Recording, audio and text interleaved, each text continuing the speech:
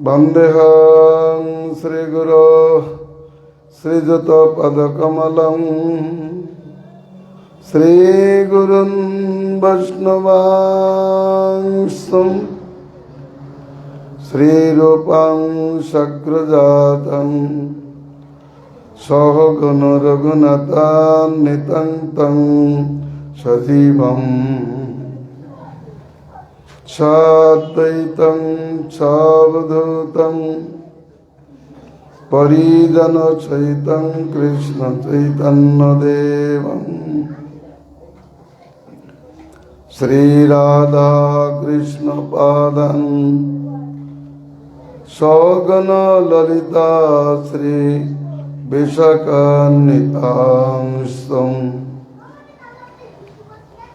नारायणं नमस्कृत्य नरं चैव नरोत्तमं देवीं सरस्वतीं व्यासं ततो जयो मुदीरये।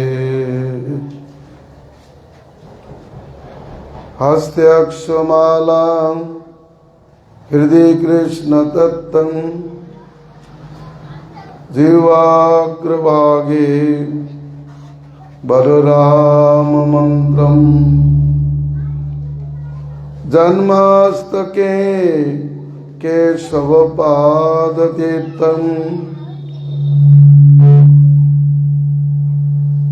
शिवं महाभागवतं नमामि। हरे कृष्ण कृष्ण कृष्ण हरे हरे, हरे राम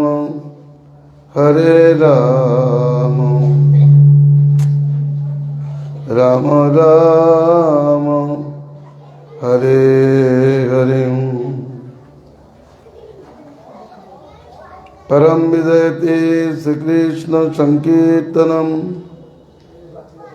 श्री श्री कृष्ण चैतन्य चंद्र विजयते तमम।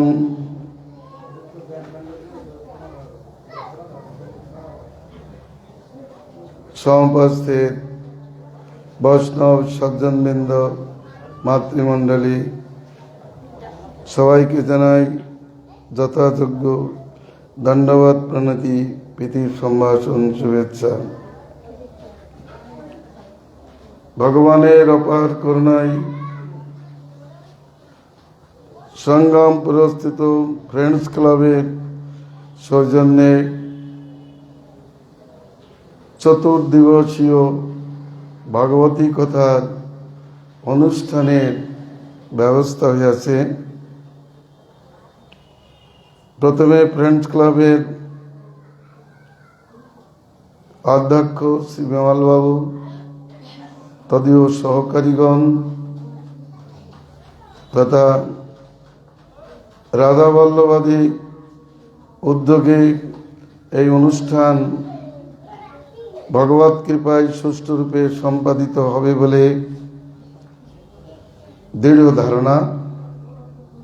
কারণ ইতঃপূর্বে এখানকার অনুষ্ঠান জয়কারের সহিত সম্পন্ন হয়েছে।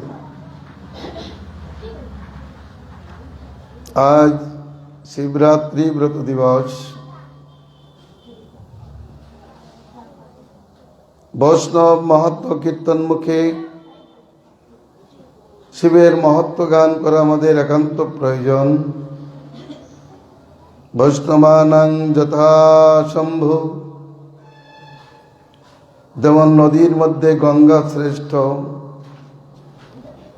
পুরীদের মধ্যে মথুরা শ্রেষ্ঠ, বনদের মধ্যে বৃন্দাবন শ্রেষ্ঠ, তেমনি বৈষ্ণবদের মধ্যে মহাদেব শ্রেষ্ঠ।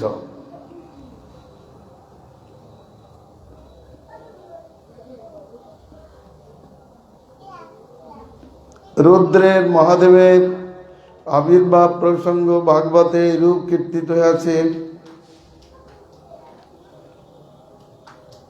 তিনি কোনো কল্পে ব্রহ্মার দক্ষিণ ভুরু থেকে ক্রোধ মূর্তিতে আবির্ভূত হন। ব্রহ্মা চতুষ্ষণকে সংসার করিতে বলিলে তারা রাজি না হলে ব্রহ্মা ক্রুদ্ধ হয়েছিলেন। যখন ক্রুদ্ধ হলেন, কিছুক্ষণ পরে তিনি ক্রোধ সম্বরণ করিলেন বটে, কিন্তু তার সেই ক্রোধ বুরু হইতে নির্গত হলো, মূর্তিমান হলো, রোদন করতে লাগলো। ব্রহ্মা তাকে বললেন মহারথী, তাই নাম হলো রুদ্র।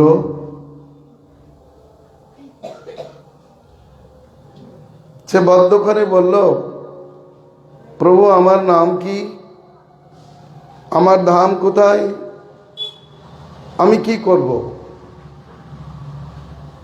ব্রহ্মা বললেন তোমার 11 নাম, 11 স্থান এবং 11 জন স্ত্রী।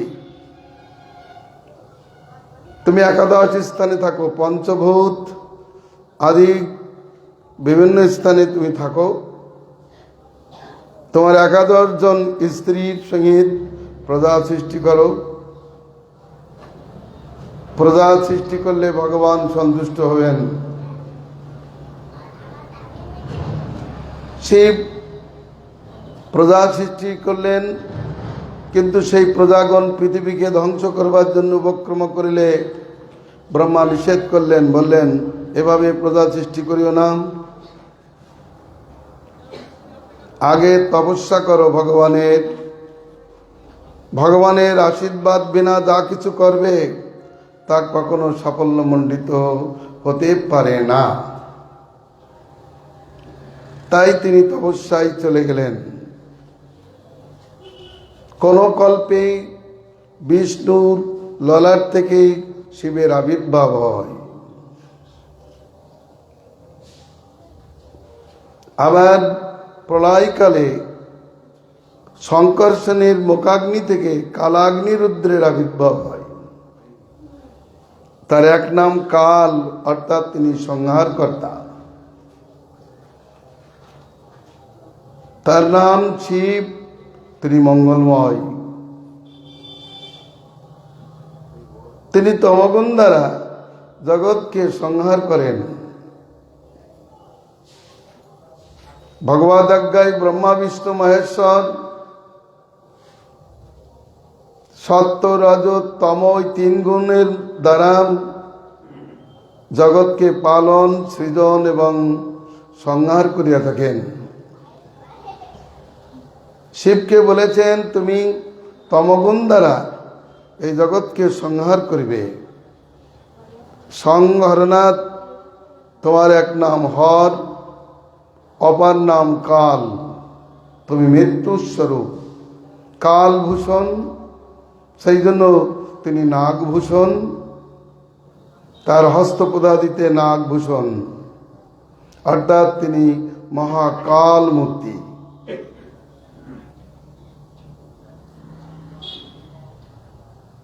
তিনি শুভ্রকান্তি, ব্রহ্মানন্দন, কিন্তু মহত্বে ব্রহ্মার থেকে অধিক মহিমান্বিত। আবার কখনো কখনো তিনি শিবলোকে নিত্যকাল অবস্থান করেন। আবার জীবের দুর্গতি দর্শন করে তিনি শ্মশানে বাস করেন মৃতের কর্ণে হরিনাম দানের জন্য। যারা হরিনাম করে না, মৃত্যু মুখে পতিত হয়েছে, যারা যমযাতনার পাত্র হয়েছে, তাদের প্রতি করুণ হয়ে মহাদেব ওই মৃতের কানে রাম নাম, তারক ব্রহ্ম নাম দান করেন। এই জন্য তিনি শ্মশানে অবস্থান করেন। পার্বতী একদিন জিজ্ঞাসা করলেন, এত ভালো জায়গা থাকতে তুমি শ্মশানে থাকো কেন? মহাদেব বললেন, আমি একটা নির্জন স্থান ভজনের জন্য খুঁজিতেছিলাম, কিন্তু পৃথিবীর কোথাও আমি নির্জন স্থান পাইলাম না। সকল স্থানই জনবহুল, জনকোলাহল বহুল। শেষে আমি দেখিলাম একমাত্র শ্মশানী গ্রাম্য বার্তা রহিত। এখানে যারা আছে তারা সকলেই অন্তত ভয়বশত হরিনাম করে। এই জন্য আমি এই শ্মশানকে আমার ভজনের স্থান করে স্বীকার করেছি। মহাদেব এমনই পরম ভক্ত, তিনি সমস্ত ফুলমালা, ভালো ভালো ফুলগুলি কৃষ্ণ সেবায় নিযুক্ত করে, যেগুলি কৃষ্ণ সেবায় লাগে না সেই ফুলগুলি দ্বারা তিনি পূজিত হন।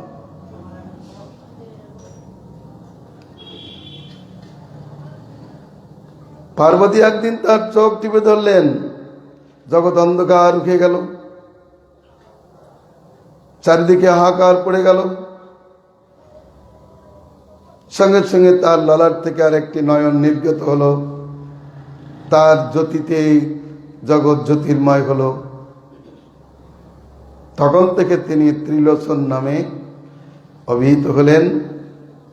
দক্ষিণ নয়ন দ্বারা তিনি সাত্ত্বিকগণকে দর্শন করেন, পালন করেন। বাম নয়ন দ্বারা রাজসিকগণকে দর্শন পালনাদি করেন। আর ঊর্ধ্ব নয়ন, তামসিক নয়ন দ্বারা তিনি অসুরগণকে সংহার করেন। ওই ঊর্ধ্ব নয়ন দ্বারাই তিনি কামদেবকে ভস্মসাৎ করিয়াছিলেন। পুনরায় কামদেব যখন তাকে আক্রমণ করল, পার্বতীর সঙ্গে বিহারে কাম কর্তৃক যখন আক্রান্ত হলেন, শিব ছটফট করতে লাগলেন, কোথাও শান্তি পেতে পারলেন না। কত তীর্থ জলে স্নান করলেন, কিছুতেই কিছু হলো না। শিব প্রাণ ত্যাগ করবার জন্য সংকল্প লইয়া যমুনায় উপস্থিত হলেন। তিনি বললেন, আমি এই যমুনাতেই প্রাণ রাখব, কারণ আমার এই কাম কলুষিত দেহকে আর আমি ধারণ করব না। যাই না তিনি যমুনায় ঝাঁপ দিয়েছেন, তার কাম কলমশ ভাব যমুনা গ্রহণ করে তাকে শুভ্র কান্তি দিয়ে দিলেন। যমুনা হলেন নীলবর্ণ। কোন এক সময় সমুদ্র মন্থনে মহাদেব বিষ পান করে নীলকণ্ঠ নাম ধারণ করেছেন। ওম অচ্যুতায় নমঃ, ওম গোবিন্দায় নমঃ, ওম অনন্তায় নমঃ। এই তিনটি নাম উচ্চারণ করে পার্বতীর অনুমতি লইয়া বিষ পান করিয়াছিলেন।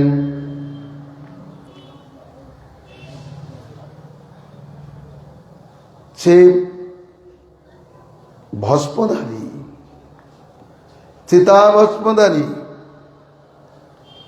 তিনি কাল দেবতা এবং মণ্ডমালাধারী। তার মণ্ডমালার যে মেরু, সেটি সবসময় হরিনাম করে।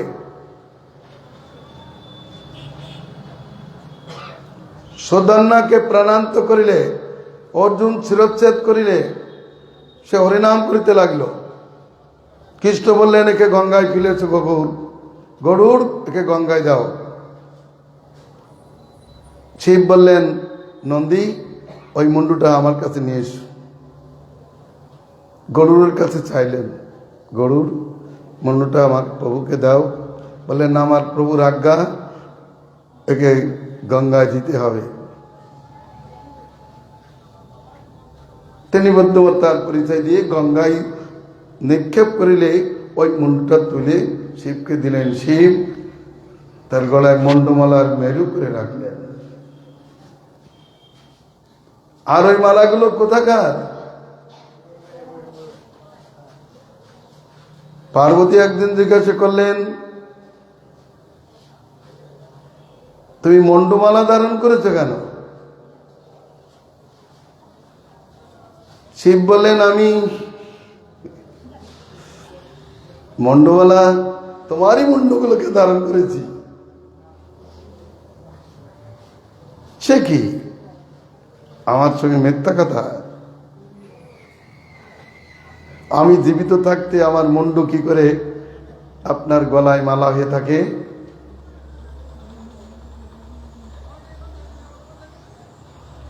তিনি বললেন, বাস্তবিক আমি সত্য করেই বলছি, এ তোমারই মুন্ড। কেন? তুমি কতবার দেহ ত্যাগ করেছো? যতবার দেহ ত্যাগ করেছো তোমার সেই মুন্ডু আমি মালা করে রেখেছি। আমার তোমার চিতাভস্ম আমি গায়ে মাখি।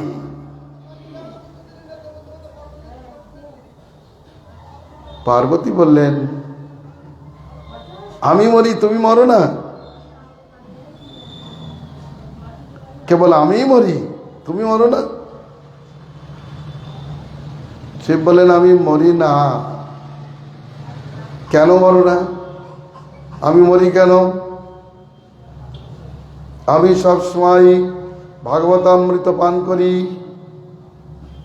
সেই জন্য আমার মৃত্যু নাই। আমি মৃত্যুঞ্জয়। কিন্তু তুমি আমারই চিন্তা করো। আবার ক্রোধের বশে তুমি দেহত্যাগ করো, তাই তোমার মৃত্যু হয়। ভগবত কথায় জীবকে অমর করে, ভগবত কথায় আমাকে অমর করেছে। পার্বতী বললেন, তাহলে সেই কথা আমাকে শোনাও। হিমালয়ের এক প্রান্তে নিয়ে গেলেন, যে স্থানের নাম অমরনাথ। সেখানে পার্বতীকে তিনি ভাগবত শুনিয়েছিলেন, কিন্তু পার্বতী সমস্ত ভাগবত শুনতে পারেননি, তিনি ঘুমিয়ে পড়েছিলেন।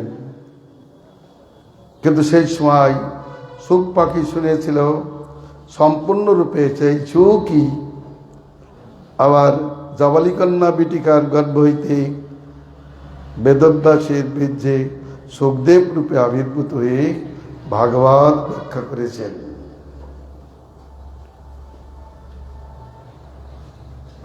হলো ওই প্রকারের শিবের আবির্ভাব প্রসঙ্গ এরকমই।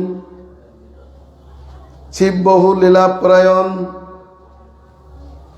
শিব ব্রহ্মচারী ছিলেন প্রথমেই। তিনি সংসার করবেন না বলে ব্রহ্মাকে বলেছিলেন। ব্রহ্মবৈবর্ত পুরাণে বলেছেন, ভগবান শ্রীকৃষ্ণ তার ভগ্নী এই দুর্গাকে লইয়া তার কাছে উপস্থিত হলেন। শিব যথাযথ তাকে সমাদর করলেন। কৃষ্ণ বললেন, আমি তোমার কাছে এসেছি একটা কারণ লয়ে, আমার এই ভগ্নীকে তোমার হাতে সমর্পণ করতে চাই। শিব নমস্কার করে বললেন, আমি সংসার করব না প্রভু, তুমি আমায় ক্ষমা করো। যেখানে গেলে জীব তোমাকে ভুলে যায়, আমি সেই সংসারে প্রবেশ করব না। ভগবান বললেন,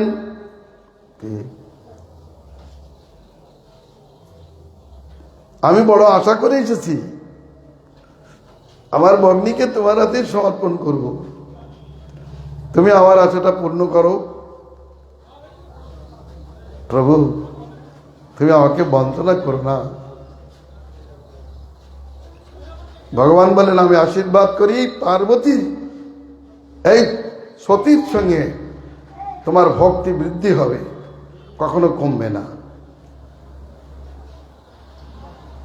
বলে, তাহলে আমি সংসার করতে পারি। তাই তিনি সতীকে স্বীকার করলেন, দুর্গাকে স্বীকার করলেন। সবসময় দুর্গাকে কাছে রাখেন। আর সাধারণ লম্পট লোক মনে করে শিব আমাদের মধ্যে একটা লম্পট, স্ত্রী ছাড়া চলতে পারে না।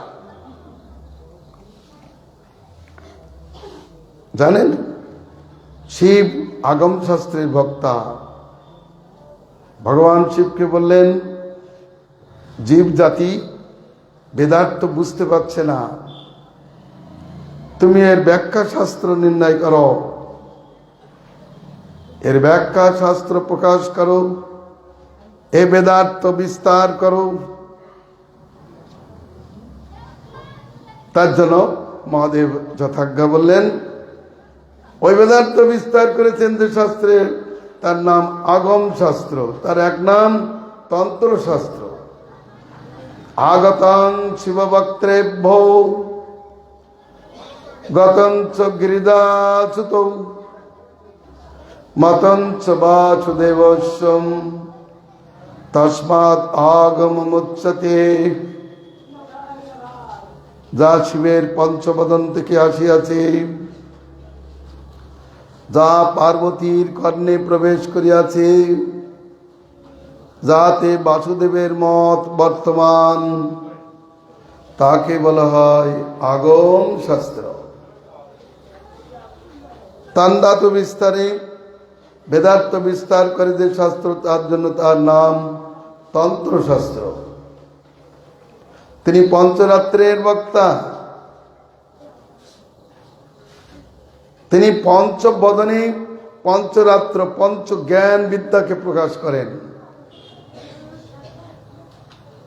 এই প্রাকৃত বিদ্যা, প্রাকৃত জ্ঞান, যৌগিক জ্ঞান, সিদ্ধি জ্ঞান, মোক্ষ জ্ঞান, ভক্তি জ্ঞান, এইভাবে পঞ্চ জ্ঞানকে তিনি উপদেশ করেন বলিয়া তার ওই শাস্ত্রের নাম হয়েছে পঞ্চরাত্র। কিন্তু পঞ্চরাত্র তন্ত্রের মতই হচ্ছে বাসুদেবের মত।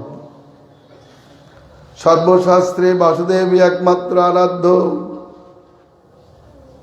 মহাদেব বলেছেন, যারা বাসুদেবকে পরিত্যাগ করে অন্য দেবতার উপাসনা করে, তারা অমৃত পরিত্যাগ করিয়া হলাল বিষ পান করে নিজেকে বঞ্চনা করে। আমি শাস্ত্রের মর্ম জানি, শিব সুখ জানে, ভগবানের কৃপায় আমি জানি। আমার এই শিব 12 জন মহাজনের অন্যতম যজ্ঞীয় দেবতার স্বরূপ, জগতের সংহারকর্তা। তিনি পুরাণের বক্তা। তিনি বলেছেন, বেদার্থ সব পুরাণে ব্যক্ত আছে, আর যত পুরাণে ব্যক্ত আছে, যা ব্যক্ত হয় নাই তা সম্পূর্ণরূপে ভাগবতে ব্যক্ত হয়েছে।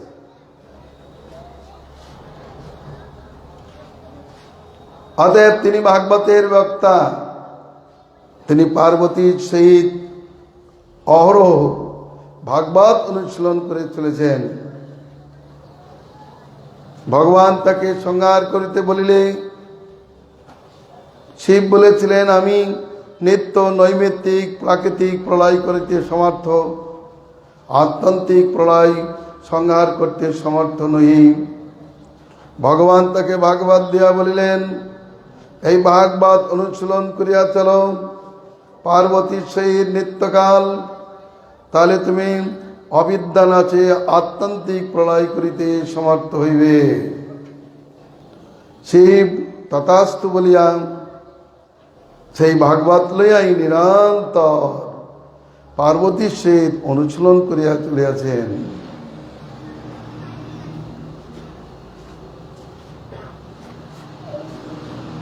তিনি ভগবান ধ্যানে তন্ময় থাকিলে শিব তার ভক্তিতে সন্তুষ্ট হইয়া তাকে বরদান করেছিলেন, তাকে 1000 নাম দিয়েছিলেন এবং বলিয়াছিলেন, তুমি আমার থেকে বেশি পূজ্য হও।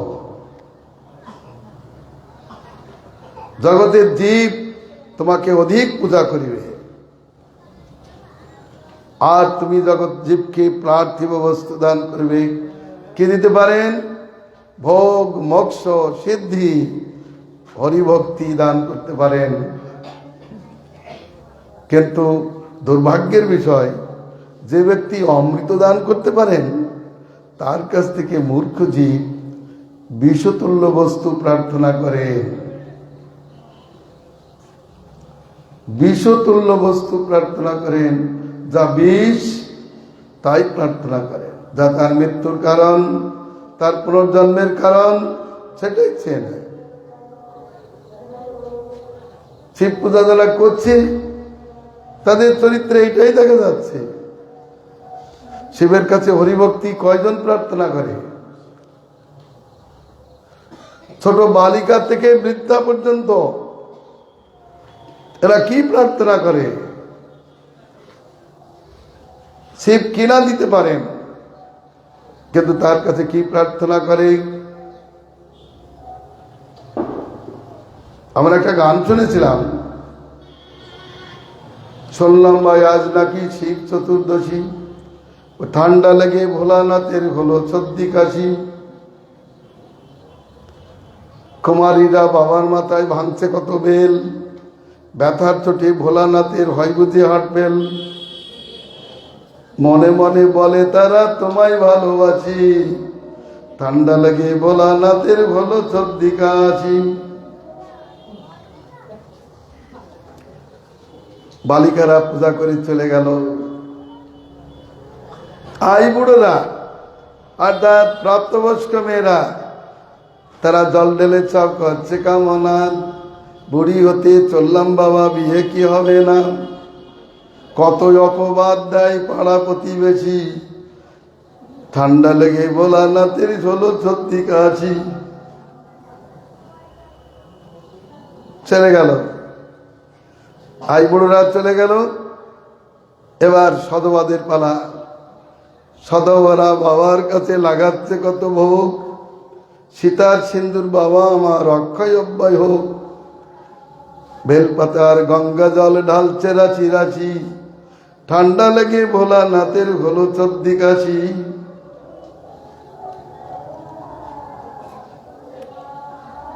চলে গেল।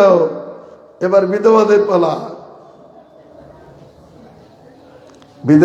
বিধবারা জল ঢেলে চাপ করছে কামনা, বুড়ো বিনা বাবা এই সংসার কেবল যন্ত্রণা, কোথায় আছে ভোলানাথ সদাই একবার হও, বুড়ো যে পথেতে গেছে সেই পথেতে লও,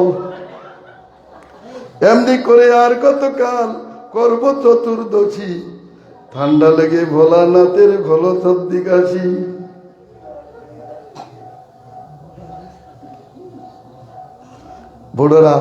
বুড়োরা জল ঢেলে বলছি, বুড়োরা ওইভাবে কামনা করছি, প্রার্থনা করছি, বুড়ি বিনা এই সংসার কেবলই যন্ত্রণা, কত রাত কেটেছে তো কত কথার আছে, বুড়ি বিনা আমি এখন হচ্ছি কাশি ভাসি, ঠান্ডা লেগে ভোলানাথের হলো সর্দি কাশি।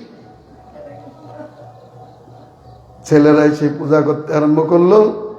তারা বলছে, ছেলেরা জল ঢেলে সব করছে কামনা, গোপদাড়ি সব পেকে গেল, সংসার কি হবে না, কোথায় আছো ভোলানাথ সদাই একবার হও, কানা খোড়া যে কোনো একটা মিলিয়ে তো দাও, আমনি করে আর কতকাল করব চতুর্দশী, ঠান্ডা লেগে ভোলানাথের হলো সর্দি কাশি।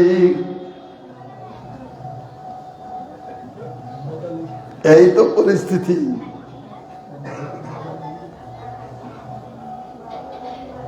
দেখুন, শিবের কাছে কি পাওয়া যায় না? সিদ্ধি পাওয়া যায়, মুক্তি পাওয়া যায়, হরিভক্তি পাওয়া যায়, কিন্তু তার একটাও কিছু চলে না। যত সব সংসারের চাওয়া সেইগুলো তারা চায়, কিন্তু বুদ্ধিমান শিবের কাছ থেকে হরিভক্তি প্রার্থনা করিবেন। শিব বলেছেন যারা হরিভক্তি করেন তারাই আমার সবচেয়ে প্রিয়। যারা আমাকে ভগবান বলে আর হরিকে মানে না তারা আমার প্রিয় নহে। যারা হরি প্রিয়, হরি প্রাণ, তারা আমার প্রিয়। ভাগবত খুলে দেখুন,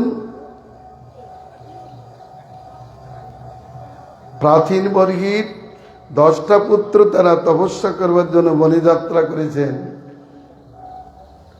সমুদ্রে তপস্যা করছেন।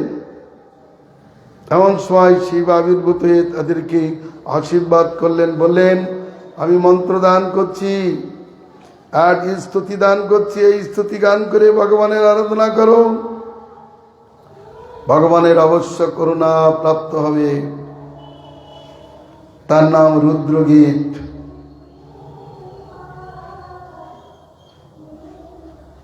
ভোলানাথকে বর দান করতে বলেছেন, তিনি অনেক সময় অসাবধান হয়ে পড়েন। তার চরিত্র ভাগবতে বর্ণিত আছে। শকুনিনন্দন বৃকাসুর একদিন নারদের সাক্ষাৎকার পেয়ে বললেন, ঠাকুর বলুন তো কোন দেবতা তাড়াতাড়ি সন্তুষ্ট হন, কোন দেবতা আশুতোষ? বললেন শিব ব্রহ্মা, এরা দুইজন আশুতোষ। শিব অতি শীঘ্রই সন্তুষ্ট হন, অতি শীঘ্রই রুষ্ট হন। যদি কিছু লাভ করতে চাও তাহলে শিবের আরাধনা করো। চলে গেল কেদারনাথে।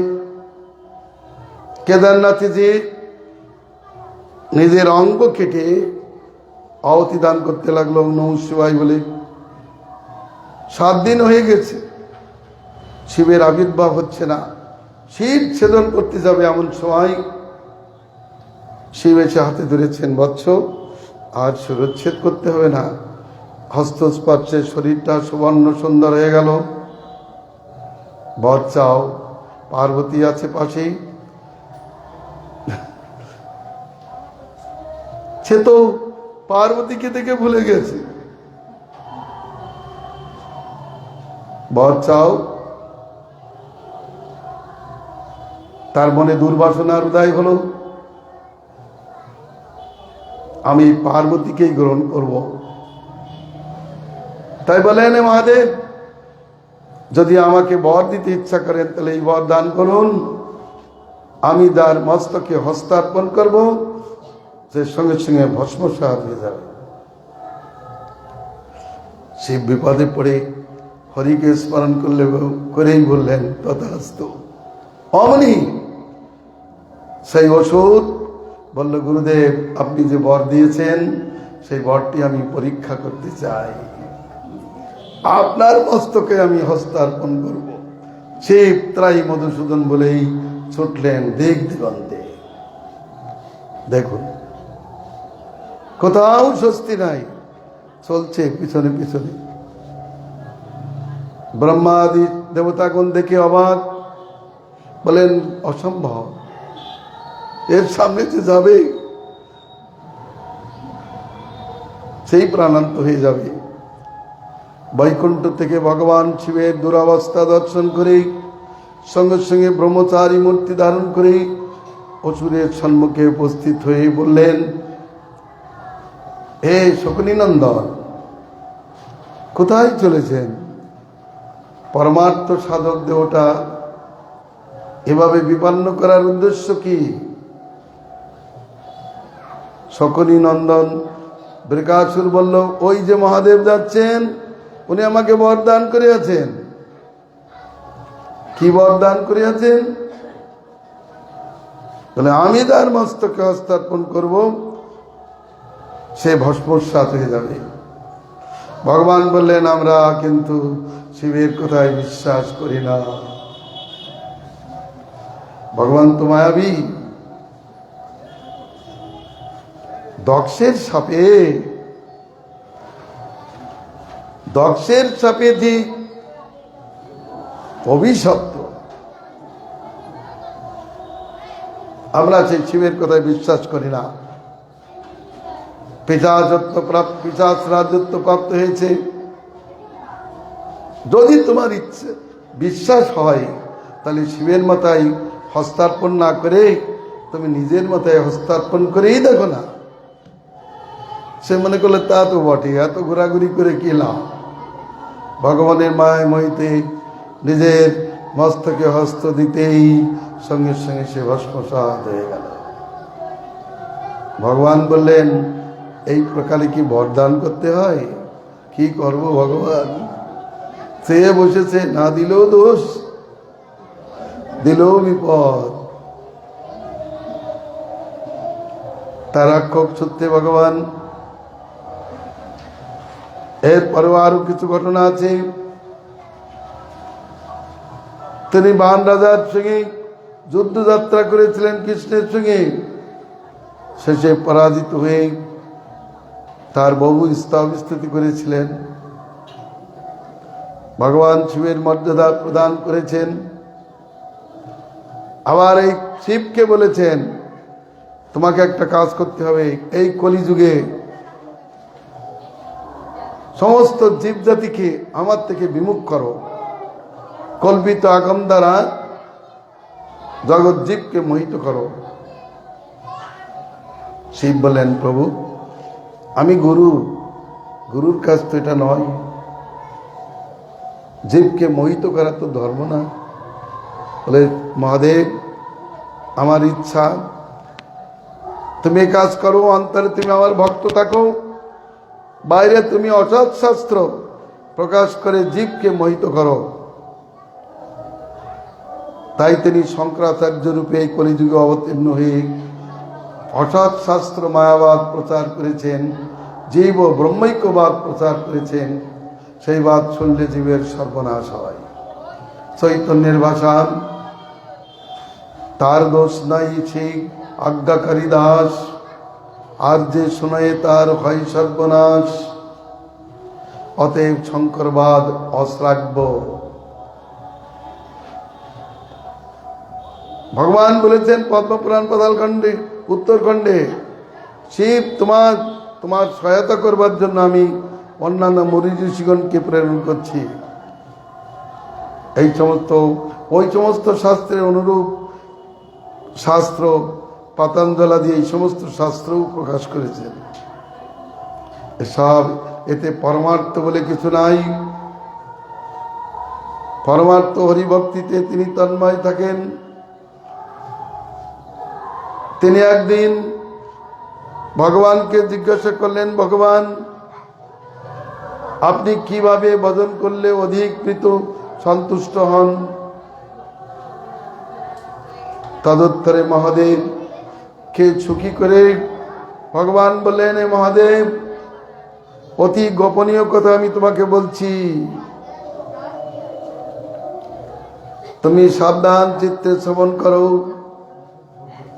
যারা গোপী ভাবে আমাকে ভজন করে আমি তাদের প্রতি অধিক প্রসন্ন হয়ে থাকি। বিশেষত গোপী ভাবে আমার প্রিয়তমা রাধার আনুগত্যে যারা আমার ভজন করে তারা সবচেয়ে প্রিয় হয়ে থাকে, তারা আমার অধিক প্রীতিভাজন হয়ে থাকে, আমার অধিক প্রসাদবাজি হয়ে থাকে। বলুন, তিনি এই জগতে গোপীভাবের মহত্ব গান করেছেন, প্রকাশ করেছেন, নারদকে শুনিয়েছেন। অন্তরাত্রে বিভিন্ন স্থানের বক্তা প্রতি পদে পদেই তিনি কৃষ্ণ ভক্তির শ্রেষ্ঠতা গান করেছেন। তিনি কার্তিককে, গণেশকে, পার্বতীকে তো বলেছেন, ভজ কৃষ্ণং পরম ব্রহ্ম, ভজ সত্যং পরম ব্রহ্ম, শ্রীকৃষ্ণং প্রকৃতি পরম। হে পার্বতী, এই জগৎকে নশ্বর বলিয়া জানো, একমাত্র সত্য শ্রীকৃষ্ণ, তিনি পরব্রহ্ম, পরমেশ্বর বাচ্য। কার্তিককে সেই উপদেশ করেছেন, গণেশকে উপদেশ করেছেন, সর্বত্র এই উপদেশ করেছেন যে একমাত্র সত্যই পরব্রহ্ম শ্রীকৃষ্ণ। ব্রহ্মবৈবর্ত পুরাণ পড়লে আপনারা ভালোই বুঝতে পারবেন যে শিব কি উপদেশ করেছেন আর পার্বতী বা কি উপদেশ করেছেন। মানুষ আজকাল মূর্খতাবশী শিবকেই ভগবান বলে পূজা করছে, দুর্গাকেই ভগবান বলে পূজা করছে, কিন্তু দুর্গা কি ভজন করতে বলেছেন, শিব কাকে ভজন করতে বলেছেন তিনি জগৎগুরু। তিনি বলেছেন একমাত্র বৈষ্ণবী আমার প্রিয়, বৈষ্ণবী তত্ত্বদর্শী, শৈব, শাক্ত, জ্ঞানপত্য, সৌর, এরা পাষণ্ড। পদ্মপুরাণ পাতাল উত্তরখণ্ডে পাতাল খণ্ডে শিব পার্বতীকে বলেছেন এরা পাষণ্ড। যারা নারায়ণের সহিত অন্যান্য দেবতার সমান জ্ঞান করে তারা পাষণ্ড। এ তো শিবের কথা। পার্বতী একদিন জিজ্ঞাসা করছেন যে পাষণ্ড কে, অন্তজ কে, বিকর্মস্থ কে? শিব তার উপযুক্ত উত্তর প্রদান করেছেন। তিনি বলেছেন যে ব্রাহ্মণ অবৈষ্ণব সে 1 নম্বর পাষণ্ডী, আর যে ব্যক্তি ব্রহ্মাদি দেবতার সহিত কৃষ্ণকে, নারায়ণকে সমান জ্ঞান করে সে 2য় পাষণ্ডী। যে বেদাচার রহিত সে পাষণ্ডী। বেদ ধর্মাচার রহিত যারা তারা সব পাষণ্ডী। হরিভক্তিহীন যারা তারা সব পাষণ্ডী। স্পষ্ট বলেছেন। পার্বতী প্রশ্ন, শিব তার উত্তর করেছেন। শাস্ত্রের তাৎপর্য তিনি গান করেছেন। তিনি বলেছেন একমাত্র অদ্বয় জ্ঞান তত্ত্ব শ্রীকৃষ্ণই পূজ্য আরাধ্য। সর্বশাস্ত্রের তিনি একমাত্র তাৎপর্য। সেই শিব পরবর্তীকালে তিনি আর এক রূপ ধারণ করলেন। শিবের লিঙ্গে হয় পূজা কেন? শিব ছিলেন দিগম্বর। তিনি বনে বনে হরি কীর্তন করে বেড়াতেন। অপূর্ব সুন্দর ছিলেন। এক সময় তিনি দারুবনে প্রবেশ করিতেই মুনি ঋষিদের স্ত্রীগণ তার রূপ দেখে মোহিত হয়ে তার পিছন পিছন চলতে লাগল। মণিগণ ওই অনুমাত্তের জন্য, অবধূতের জন্য তাদের স্ত্রীদের চরিত্র নষ্ট হচ্ছে দেখে ক্রুদ্ধ হয়ে অভিশাপ প্রদান করিলেন। কোথাকার কে এসেছে? তার দর্শনে আমাদের স্ত্রীদের চিত্ত বিক্লব সৃষ্টি হচ্ছে, পতিব্রতা ধর্ম জলাঞ্জলি যাচ্ছে। অতএব আমরা অভিশাপ প্রদান করি শিবের, ওই শিবের লিঙ্গ পতন হোক। সঙ্গে সঙ্গে শিবের লিঙ্গ পতন হয়ে গেল।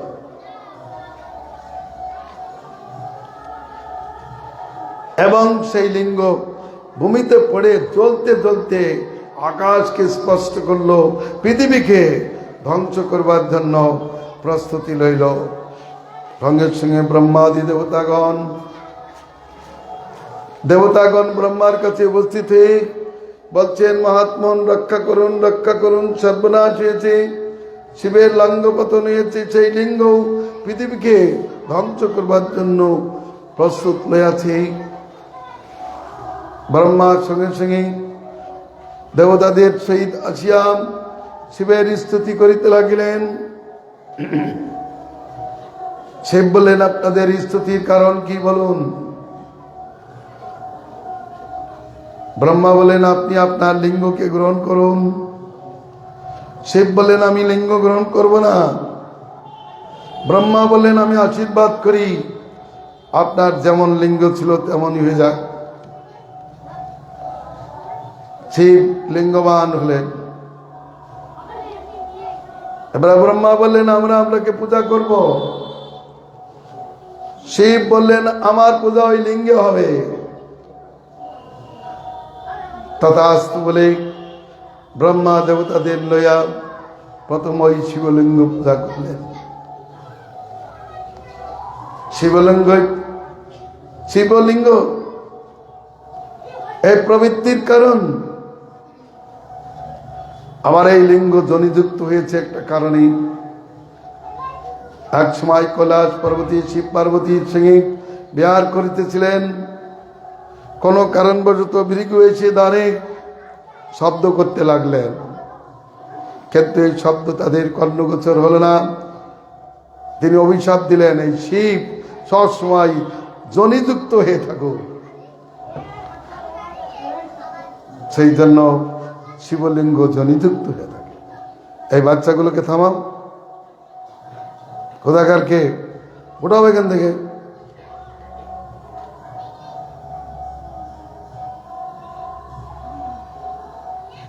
সেই থেকে জনিযুক্ত লিঙ্গ।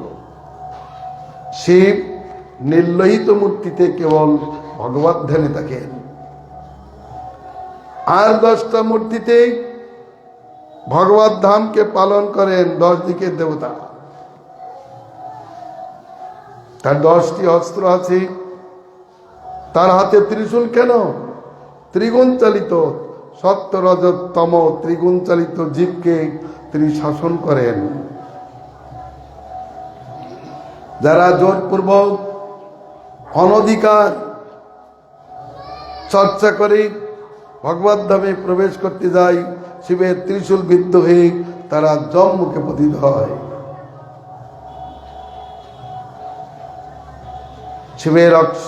শিবের নন্দী বাহন কেন? ভগবান শ্রীকৃষ্ণ বৃষরূপ ধারণ করে তাকে নিরন্তর বহন করছেন। ত্রিপুর বিদায়কালে ভগবান বিশ্বরূপ ধারণ করেছেন। আর ওই নন্দী ধর্মের স্বরূপ, অর্থাৎ মহাদেব সর্বদা ধর্মে প্রতিষ্ঠিত।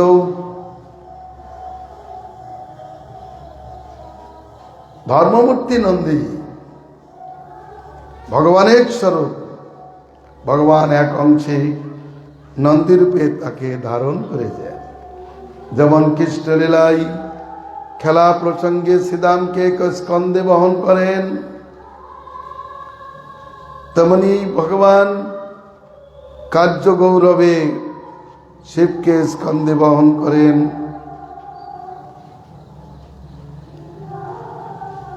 তারপর তিনি অক্ষমালাধারী।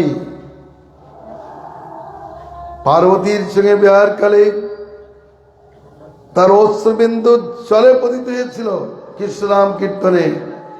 যখন ভূমিতে পতিত হলো, তার থেকে একটা বৃক্ষের জন্ম হলো। সেই বৃক্ষ হচ্ছে রুদ্রাক্ষ বৃক্ষ।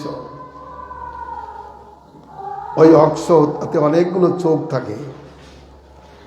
ওই অক্ষমালা তিনি ধারণ করেন, জপ করেন। তিনি গঙ্গাধর।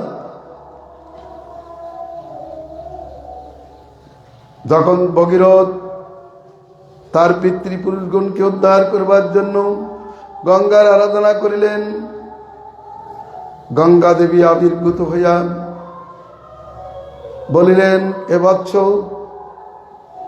তুমি পিতৃপুরুষদের উদ্ধারের জন্য আমাকে এই পৃথিবীতে আনতে চাও, কিন্তু আমি আছি ব্রহ্মার সদনে। আমি যে পৃথিবীতে আসব, কে আমাকে ধারণ করবে? যদি কেউ আমাকে ধারণ না করে, তাহলে আমি পাতালে চলে যাব।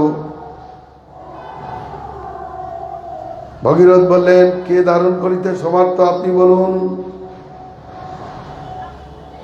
গঙ্গা দেবী বললেন, একমাত্র মহাদেবী আমার বেগ ধারণ করিতে সমর্থ। তার জন্য তিনি মহাদেবকে সন্তুষ্ট করলেন। বৈশাখ মাসের শুক্লপক্ষে অক্ষয় তৃতীয়ার দিনে গঙ্গা দেবী ব্রহ্মসদন থেকে নামলে মহাদেবের মস্তকে পতিত হয়েছিলেন। মহাদেবের মস্তক থেকে এক ভাগ ভগীরথ এনেছিলেন, তিনি গঙ্গা সাগরে মিশেছেন। অপর ভাগ গৌতম মুনি গোদাবরী গঙ্গা, তাকে আনিয়া একটা গাভীকে জীবিত করিয়াছিলেন। গঙ্গা দুটো ধারা, গৌতম মুনি এবং ভগীরথ মুনি, তারা দুটো ধারা এনেছেন। শিবের জটায় সবসময় গঙ্গা থাকে, অর্থাৎ ভগবত পাদধৌত জল, তাকে তিনি সবসময় মস্তকে ধারণ করেন। তিনি রাম নামে সাধারণত স্থানে রাম নাম জপ করেন, কৃষ্ণ নামে তিনি কৃষ্ণ মন্ত্র জপ করেন, আর গৌর নামে তিনি গৌর গৌর কীর্তন করে প্রেম লাভে ছটফট করেন। কোন দামে প্রেম বিলাস নাই, গৌর সুন্দর। এই জগতে সে প্রেম বিতরণ করিলে শিব এবং পার্বতী তারা এই জগতে এসে গৌর দামে বসে প্রেমামৃত আস্বাদন করিতেছেন। জানাচ্ছেন যে যত বড় দেবতা হোক না কেন, কৃষ্ণ পর্যন্ত কৃষ্ণ প্রেম আস্বাদন করেন। ক্ষুদ্র জীবের কথা কি বলবো। অতএব মহাদেব, পার্বতী, সব দেবতাগণ, এমনকি ভগবানের অবতারগণ পর্যন্ত এসে এই নবদ্বীপকে আশ্রয় করে গৌর সুন্দরের সহিত কৃষ্ণ প্রেম আস্বাদন করেন। অতএব ক্ষুদ্র জীব তমগুণের অধীনতা স্বীকার না করে আপনারা শিবের জীবনাদর্শ দেখে কৃষ্ণ ভক্তিতে প্রবৃত্ত হন। জীবন ধন্য হোক। সর্বত্র বৈষ্ণব পূজ্য, মর্তে স্বর্গে রসাতলে দেবতা মনুষ্যানঞ্চ তথৈব যক্ষ যক্ষুষাম তস্মাৎ সর্বপ্রযত্নেন বৈষ্ণবান পূজেত সদা সর্বন্তরতি দুঃখৌভং মহাভাগবতার্চনা। আজ আমরা বৈষ্ণব মহত্ব, বিশেষ করে শিব মহত্ব কীর্তন প্রসঙ্গে বৈষ্ণবের কিছু মহত্ব গান করব। ঘড়ি ঘড়ি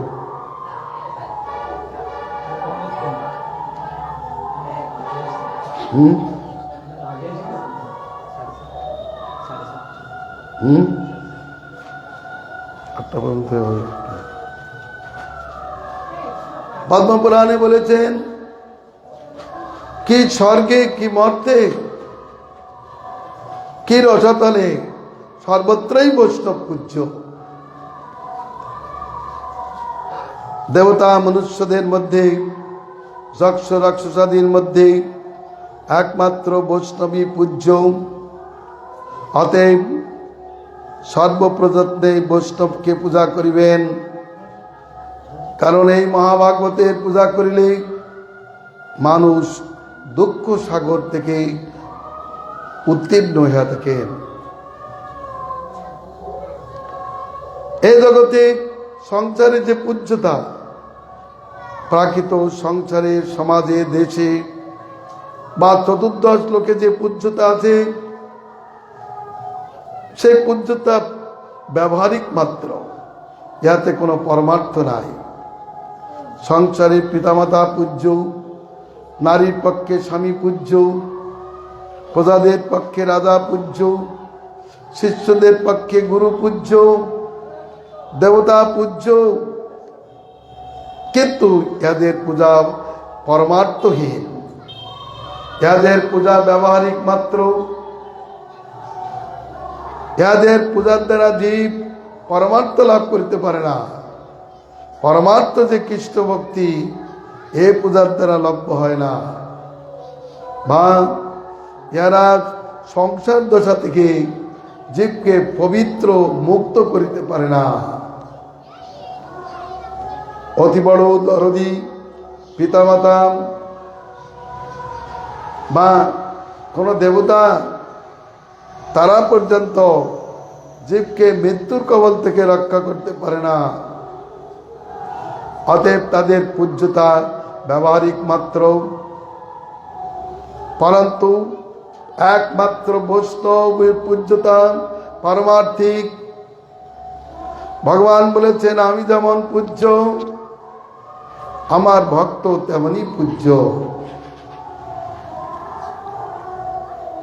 अर्चयिता तो गोविंदम तदियां नाचयेत यदि যারা গোবিন্দের অর্চন করিয়ান বৈষ্ণবের অর্চন করেন না তারা দাম্ভিক তারা গোবিন্দ প্রসাদের ভাজনহীন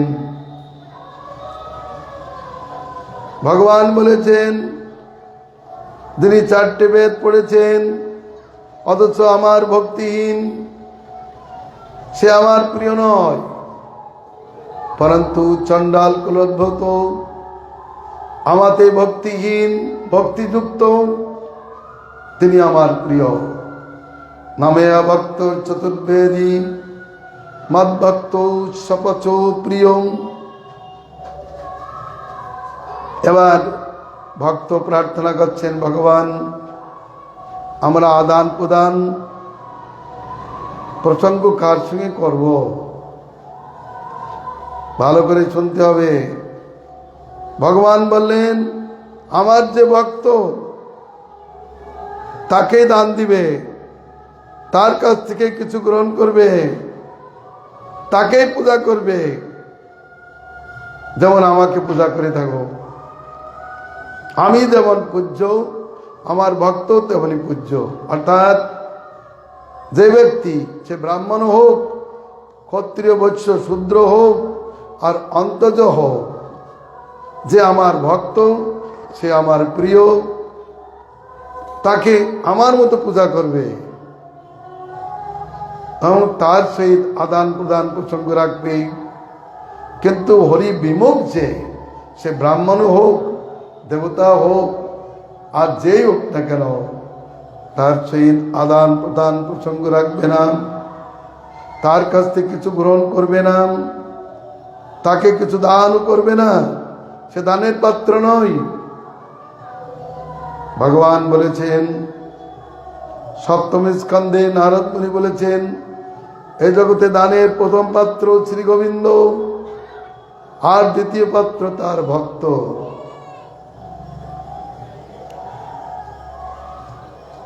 বিষ্ণু এবং বৈষ্ণব ইহাদের পূজাই পারমার্থিক বিষ্ণু বৈষ্ণবের পূজা পারমার্থিক কেন বিষ্ণু পূজায় সংসার থেকে মুক্তি হয় বৈষ্ণব পূজারও সেই ফল অতএব বৈষ্ণব সেবা বৈষ্ণব সঙ্গ বৈষ্ণব পূজন সবই পরমার্থপ্রদ আমরা বিভিন্ন শাস্ত্র অনুশীলন করে জানতে পেরেছি যে সাধু সঙ্গ হইতে জীবে কল্যাণ লাভ হয় বৈষ্ণব সঙ্গ হইতেই কেবল কল্যাণ লাভ হয় চৈতন্যের ভিতরে বৈষ্ণব সঙ্গই একমাত্র শ্রেয়পদ অন্য কোন সঙ্গ শ্রেয়পদ নয় শৈব শাক্ত জ্ঞানবাদ্য সৌরাদি হইতে শ্রেয় লাভ হয় না একমাত্র বৈষ্ণব হইতে শ্রেয় লাভ হয় কারণ হরিভক্তি একমাত্র শ্রেয়মূল সেটা বৈষ্ণবই দিতে পারেন বৈষ্ণব সঙ্গ হইতে হরিভক্তির উদয় হয় আর অন্য সঙ্গ হইতে হরিভক্তি সিদ্ধ হয় না দ্বিতীয়ত বৈষ্ণব সঙ্গ হলেই বৈষ্ণবের সঙ্গ হলেই ভগবানের রতি মতি প্রীতি গতি লাভ হয় সংসার ভ্রমণ করিতে করিতে যখন জীবের ভবমোচন দশা অবস্থিত হয় তখনই সাধু সঙ্গ হয় সাধু সঙ্গ হলে পরমেশ্বরে প্রথমে মতি তারপরে ভক্তি তারপরে ভাব ভক্তি প্রেম ভক্তি লাভ হয় শেষে ভগবানের প্রাপ্তি পর্যন্ত হয়ে থাকে বৈষ্ণব কি দিতে পারে এই সংসারের অন্য কেউ আমাদেরকে হরিভক্তি দিতে পারেন না, হরিমতি দিতে পারেন না, আমাদেরকে সংসার বন্ধন থেকে মুক্ত করতে পারেন না।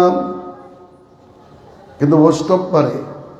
বৈষ্ণবের উচ্ছিষ্ট, বৈষ্ণবের পদধৌত জল, বৈষ্ণবের পদধূলি, এই তিন সাধনের বল। এই তিন হইতে কৃষ্ণ প্রেমা হয়, পুনঃ পুনঃ সর্বশাস্ত্র ফুকারিয়া হয়। এ মাত্র আমাদের জানতে হবে। বৈষ্ণব পূজার গুরুত্ব জানতে হবে। লোক দেখা দেখি ধর্ম কর্ম করে মঙ্গল হবে না। ভোজ্য এক হরিন্নান্নম তস্মৈ তদীয় পূজনম। পূজিতে বৈষ্ণবে বিষ্ণু পূজিত না তত্র সংশয়। একমাত্র শ্রীহরি পূজ্য, আর তার জন্য, তার প্রীতির জন্য তদীয় বৈষ্ণবী পূজ্য। এই বৈষ্ণব পূজিত হলে বিষ্ণু পূজিত হন, ইহাতে কোনো সন্দেহ নাই।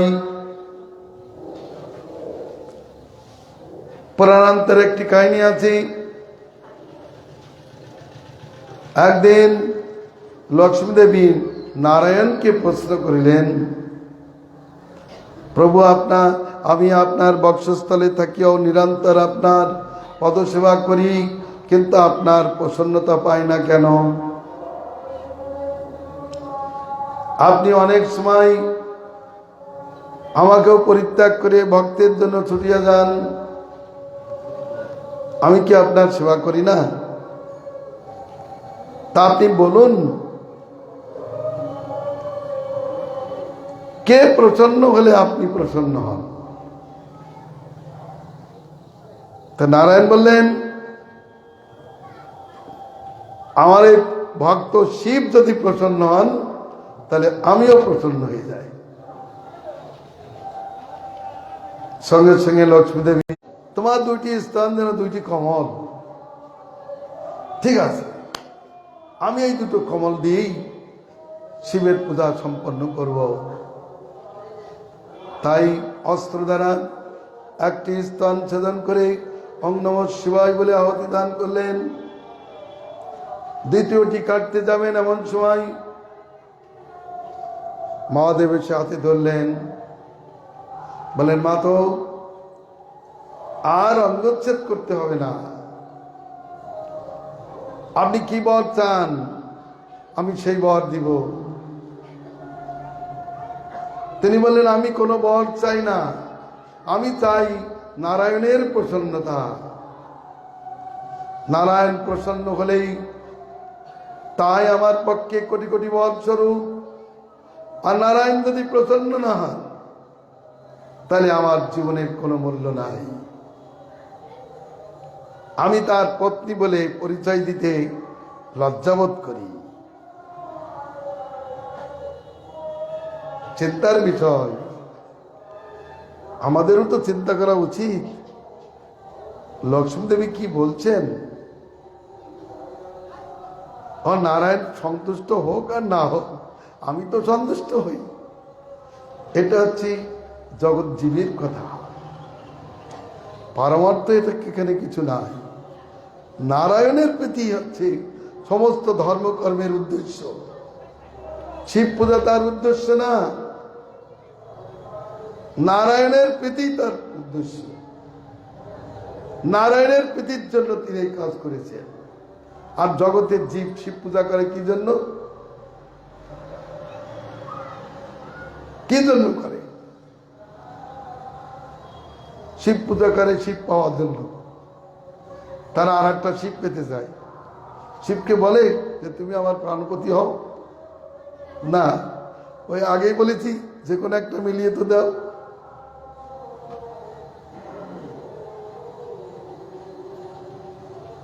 মহাদেব বলেন, আমি প্রসন্ন হয়েছি, কিন্তু আমি বর দান করব।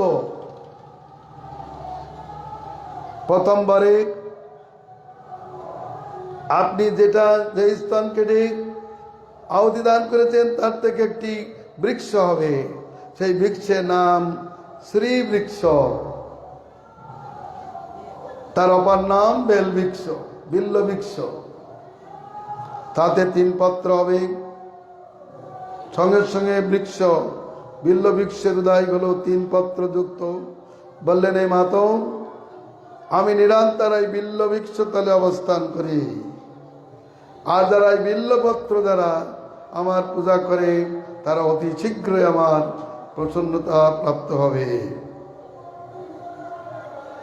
দ্বিতীয়বারে আপনার বক্ষস্থল যেমন ছিল তেমন হয়ে যায়। সঙ্গে সঙ্গে লক্ষ্মী দেবী বক্ষস্থল পূর্ণতা প্রাপ্ত হল। আশীর্বাদ দিয়ে ঘরে ফিরতেই নারায়ণ তার প্রতি অত্যন্ত প্রসন্ন হয়ে গেলেন। জগৎজীবকে জানিয়েছেন, এই জন্য ভগবান শ্রীকৃষ্ণ বলেছেন, কে প্রিয়? আমার ভক্তই সবচেয়ে প্রিয়তম। শিবাজি অন্যত্র বলেছেন, ন তথা মে প্রিয়তম আত্মজনী ন শঙ্কর, না শঙ্কর্ষণ ন শ্রী নৈবাত্মা তথা ভবান। ভক্তকে লক্ষ্য করে, উদ্ধবকে লক্ষ্য করে ভগবান শ্রীকৃষ্ণ বলেছেন, আমার পুত্র ব্রহ্মা আমার প্রিয়, কিন্তু প্রিয়তম নয়। আমার ভ্রাতা শঙ্কর্ষণও আমার প্রিয়, কিন্তু প্রিয়তম নহে। এই রুক্মিণী দেবী আমার প্রিয়া, কিন্তু প্রিয়তম নহে। আমার এই শঙ্কর আমার প্রিয়, কিন্তু প্রিয়তম নহে। এমনকি আমার দেবতাও আমার তত প্রিয় নহে। তুমি আমার যত প্রিয়, তুমি আমার প্রিয়তম। অতএব সেই ভগবান, তার বিচার নিয়ে আমরা বলবো, এই জগৎ সংসারে অম্বরীশাদি মহাত্মাগণ ভগবানের প্রিয় ভক্ত, এদের মধ্যে থেকে প্রহ্লাদ ভক্ততম। শিব ব্রহ্মা হইতো, লক্ষ্মী হইতো, তার মহাত্মা অধিক। দেখিয়েছেন সর্বসমক্ষে। ব্রহ্মা, রুদ্র, লক্ষ্মী যে নৃসিংহদেবের কাছে যেতে পারেন না, প্রহ্লাদ যে প্রণাম করতেই তার ক্রোধ চলে গিয়েছিল, ব্রহ্মা, শিব, লক্ষ্মীর দুর্লভ করকমল তিনি প্রহ্লাদের মস্তকে অর্পণ করিয়াছিলেন। এই প্রহ্লাদ থেকেও ভগবানের অতি প্রিয়তা নিবন্ধন। হনুমান শ্রেষ্ঠ, হনুমান থেকেও শ্রেষ্ঠ পাণ্ডবগণ, কারণ তাদের গৃহে সাক্ষাৎ মনুষ্য দেহধারী ভগবান মাতুল পুত্র রূপে অবস্থান করেন, গুরু রূপে, বান্ধব রূপে অবস্থান করেন। আর তাকে দেখবার জন্য ভুবন পাবন ঋষিগণ সেই গৃহে যাতায়াত করেন। আবার এই পাণ্ডবগণ অপেক্ষা ভক্তের শ্রেষ্ঠতা বলছি, এই পাণ্ডবগণ অপেক্ষা যাদবগণ শ্রেষ্ঠ, যারা নিরন্তর শ্রীকৃষ্ণকে যৌন সম্বন্ধ ভূত করে তার দর্শন স্পর্শ একসঙ্গে ওঠা বসা করেন। নিরন্তর যার মুখারবিন্দ পান করতে থাকেন, সেই যাদবগণ শ্রেষ্ঠ। সেই যাদবদের মধ্যে আবার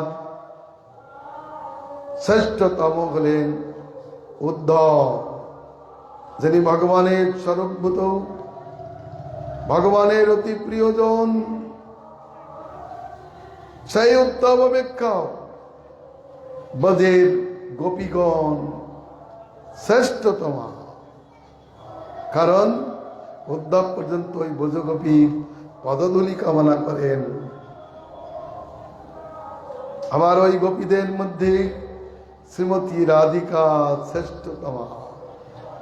যেমন কোটি কোটি গোপীর মধ্যে থেকে রাধারানী কৃষ্ণের অতি প্রিয়া। সর্বগোপীষু শৈবৈকাম বিষ্ণুর অত্যন্ত বল্লভা। ও এলো ভক্তের বিচার। কেন? ভক্তির তারতম্য অনুসারে এই ভক্তির তারতম্য বিচার আমরা দেখতে পাই যে ব্রজগোপীর যে ভাব, এই ভাবই সর্বোত্তম কৃষ্ণকে আহ্লাদিত করেন সর্বতভাবে। এই জন্য ভক্তের চরিত্র গান করতে গেলে আমাদের ব্রজগোপীর চরিত্র গান করতেই হবে। আমরা যদি ব্রজগোপীর চরিত্র গান না করি, ব্রহ্মা শিবের দুর্লভ, ব্রহ্মা 60,000 বছর তপস্যা করেছিলেন ব্রজের গোপীদের পদরেণু প্রাপ্তির জন্য, কিন্তু তা প্রাপ্ত হন নাই। অন্যের কি কথা? ব্রহ্মার পক্ষ দুর্লভ ব্রজগোপীর চরণ রেণু। এই জন্য এরা ব্রজগোপীগণ শ্রেষ্ঠ। ব্রহ্মা বলেছেন, হে নারদ, হে ভৃগু, ওই গোপীগণকে সামান্য নারী মনে করো না। এরা কোটি কোটি লক্ষ্মী বরিয়ছি, তারা সামান্য নারী মাত্র নয়েন, তারা ফলাদিনীর সার মূর্তি, তারা প্রেমের মূর্তি। আমরা তো সেই প্রেম রাজ্যে ঢুকতেই পারি না। আর গোপীগণ প্রেম তত্ত্ব দ্বারা কৃষ্ণকে নিরন্তর আপ্যায়িত করিয়া থাকেন। অতএব বৈষ্ণব শ্রেষ্ঠ। বৈষ্ণবের পূজার শ্রেষ্ঠতা জানিয়েছেন। শাস্ত্রে বলেছেন, কৃষ্ণ যেমন পূজ্য তেমনি রাধা পূজ্যা। রাধার পূজা না করিলে কৃষ্ণের পূজা পূর্ণতা প্রাপ্ত হয় না। কৃষ্ণ বলেছেন, আগে রাধার নাম তারপর আমার নাম উচ্চারণ করবে। এ যদি না করো তাহলে আমার পূজার ফল মোটেই প্রাপ্ত হবে না। যদি বলো কৃষ্ণ রাধা, তাহলে শত জন্মের শত পণ্য সুকৃতি সব ধূলিসাৎ হয়ে যাবে। আর যদি বলো রাধা কৃষ্ণ, তাহলে শত শত জন্মের যত পণ্য সুকৃতি সব কিছু তোমার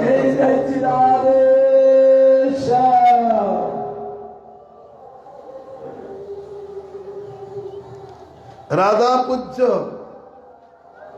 আমার এই বহুত সুন্দর সেই কৃষ্ণ।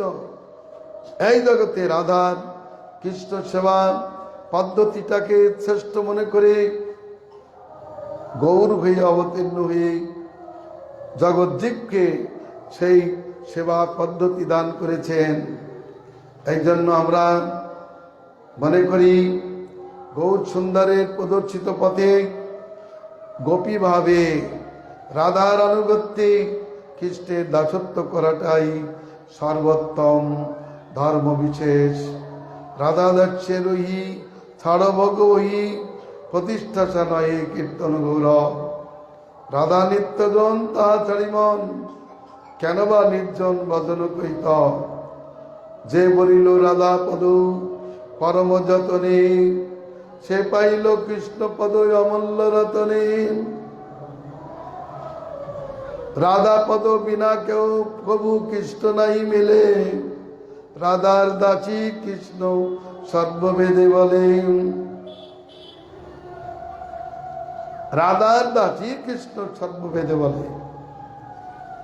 অতএব শাস্ত্রে এরকমই গান করেছেন, রাধা বদনে যদি মতি নাই ভেলা, কৃষ্ণ বদন তব অকারণে গেলা।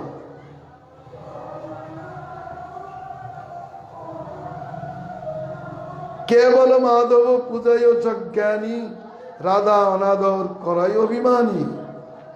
কবই নাই করবি তা কর সঙ্গ, চিত্তে ইচ্ছসি যদি বদরচনাঙ্গ। উমা সমা উমা রমা সত্তা সচি চন্দ্রা রুক্মিণী রাধা অবতার সবে আমনাই বাণী।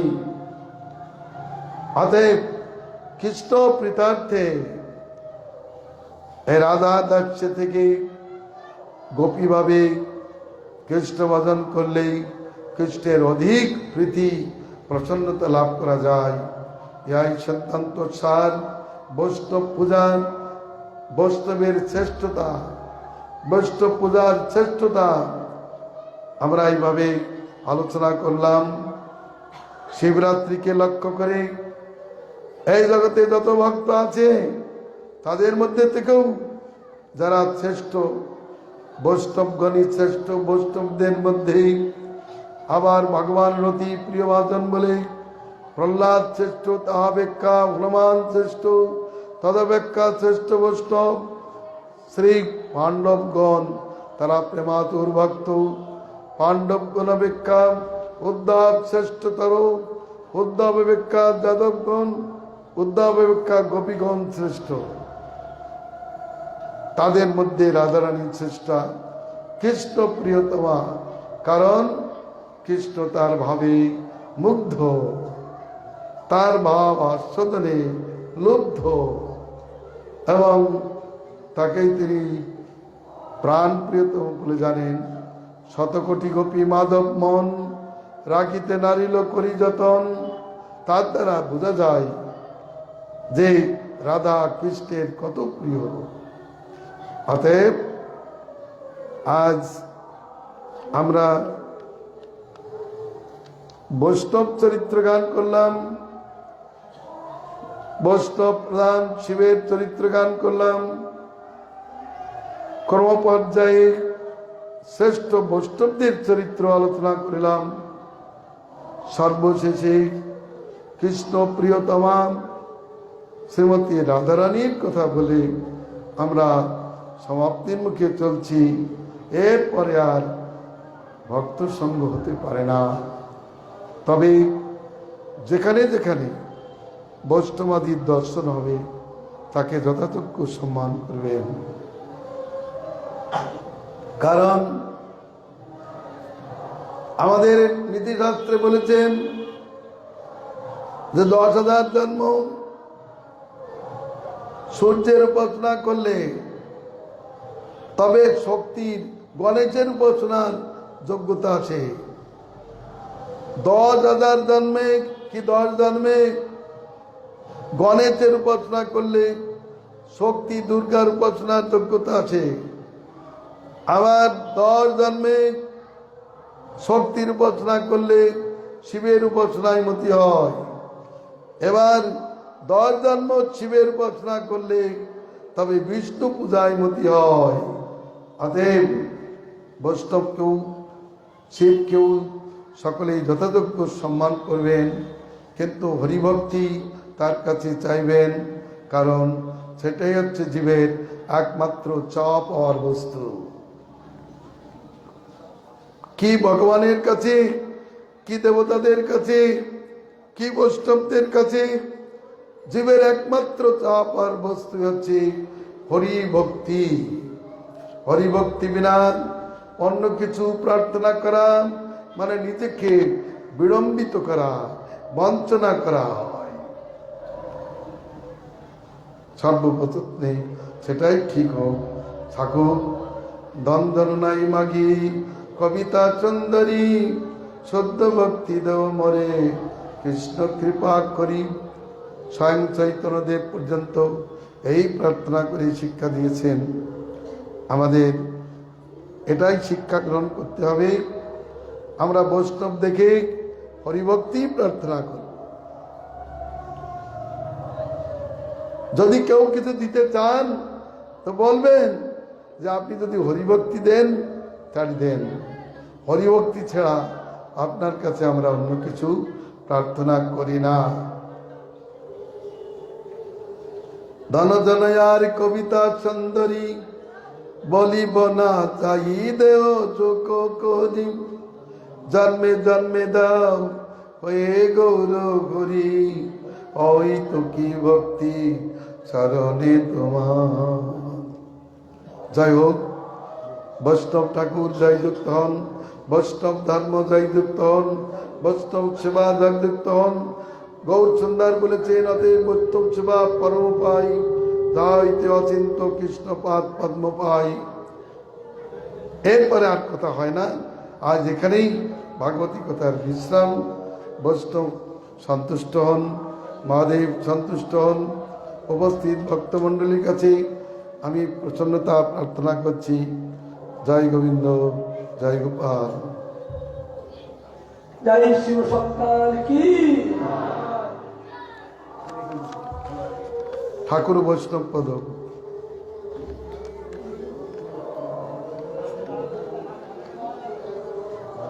ঠাকুর বৈষ্ণব পদ অনিল সুসম্পদ।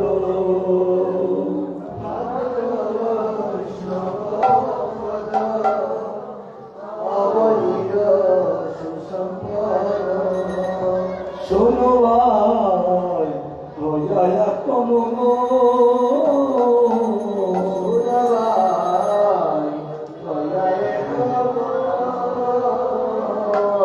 শোনো ভাই দয়া কমন,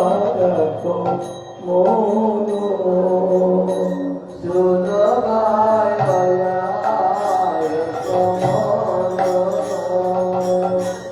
আসল দুঃখিয়া ভাবে তাদের কৃষ্ণ নাই কাজে, আসল দুঃখিয়া ভাবে তাদের কৃষ্ণ নাই কাজে।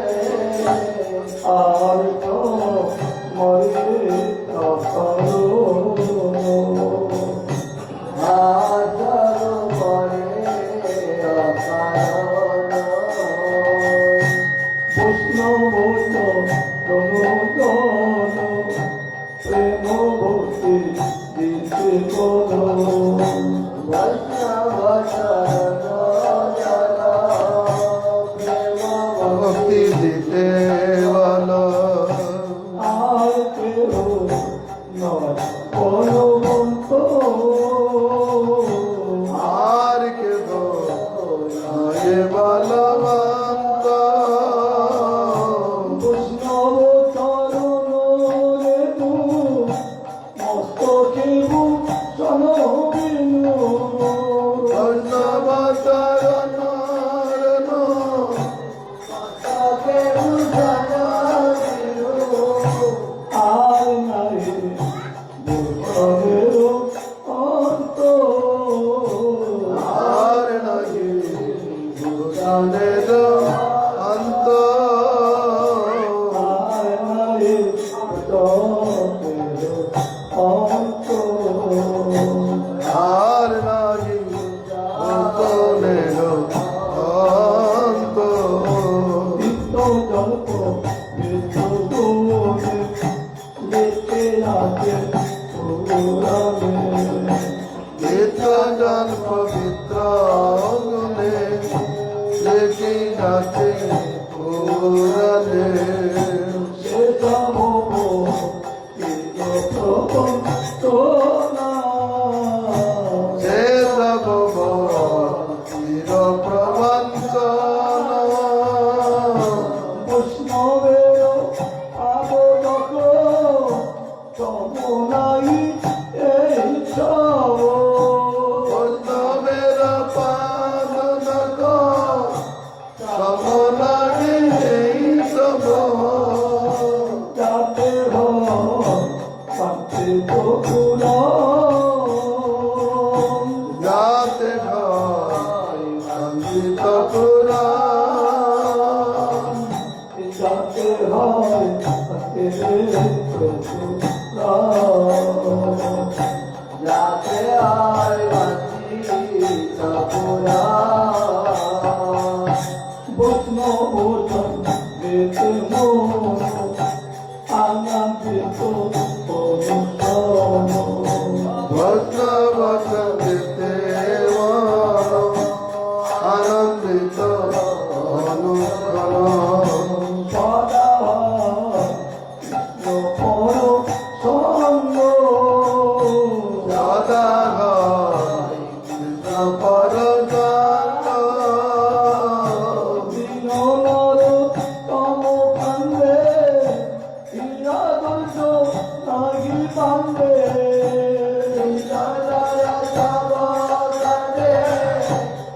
রাধা জানাইয়া রে মোর দশা কেন হইল ভঙ্গ মোর দশা কেন হইল ভঙ্গ মোর দশা কেন হইল ভঙ্গ মোর দশা কেন হইল ভঙ্গ Hare Krishna, Krishna Krishna, Hare Hare, Hare Rama, Hare Rama, Rama Rama, Hare Hare. Hare Krishna, Krishna Krishna, Hare Hare, Hare Rama, Hare Rama, Rama Rama, Hare Hare. Hare Hare Namo Krishna Jadavai Namo.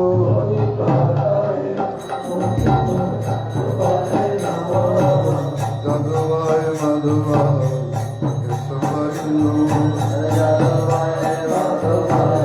Kesavai Namo. Gopal Govinda Dam Srimad